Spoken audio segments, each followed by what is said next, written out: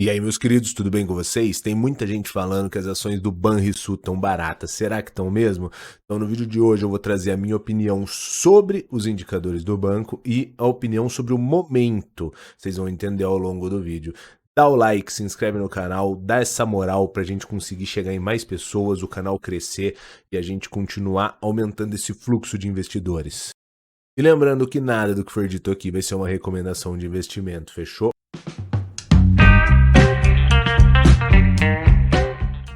Bom, meus queridos, estamos aqui no Status Invest. É uma ótima ferramenta para tu fazer suas pré-análises de investimento. Se você não conhece o ticker da empresa, é BRSR6.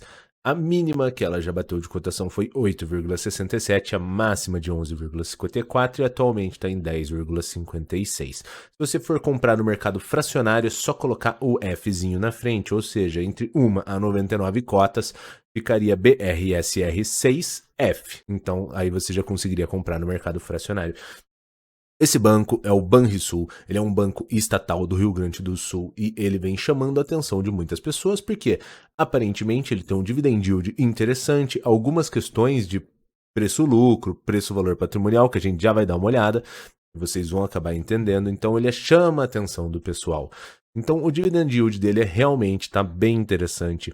11,13 quando a gente vê aqui. Vamos passar um pouquinho para a gente ver ao longo dos 5 anos, a gente consegue ver que a ação performou até que legal. Então, assim, ela já foi trabalhada ao valor de praticamente o dobro do que ela está sendo hoje. Então, caso o histórico do passado ele se repetisse, tecnicamente a gente poderia ter uma valorização com cota de praticamente 100%, tá? Mas é claro que isso daqui não é garantia de nada, histórico passado significa exatamente nada, é apenas um norte para que você pense, bom, se ela performou dessa forma em resultados e indicadores, talvez ela vá manter isso ao longo do tempo e a gente poderia especular esses resultados ao longo do tempo, tá? Mas eu não gosto de frisar um número do passado como se ele fosse de fato ocorrer de forma concreta.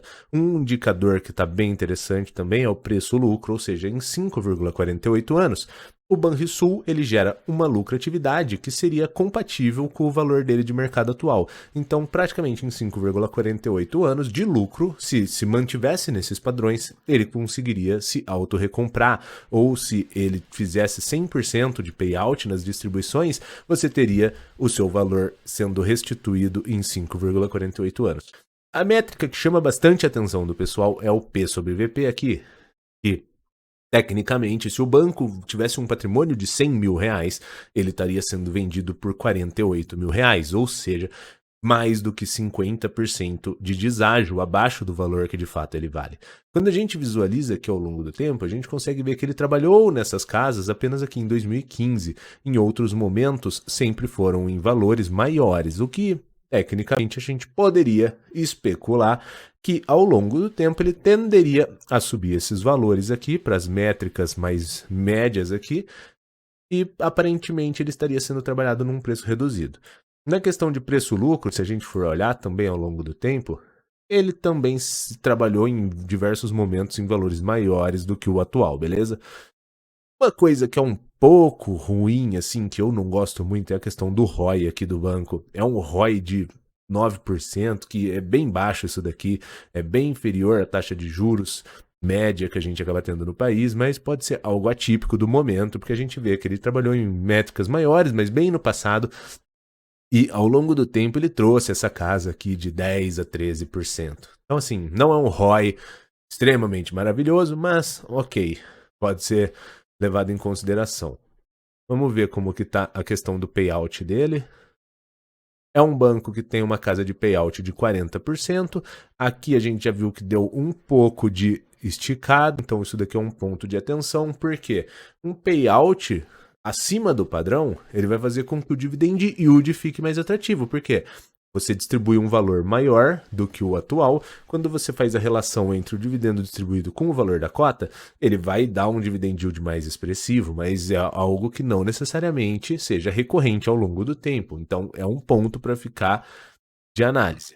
Um ponto que é um pouco interessante, que eu gosto aqui do Banrisul, apesar de ele ser literalmente ali no Rio Grande do Sul e tudo mais, é um banco que começou em 1928, ou seja, a gente é praticamente uma ação quase centenária. Passou por diversos problemas de hiperinflação, questões de juros alta e o banco ainda permanece ativo. Quando a gente vem aqui na parte da DRE do banco, a gente consegue visualizar assim que ele não acaba tendo muito crescimento, a gente consegue ver que praticamente aqui, ó, receita líquida de 7,6 bi em 2021.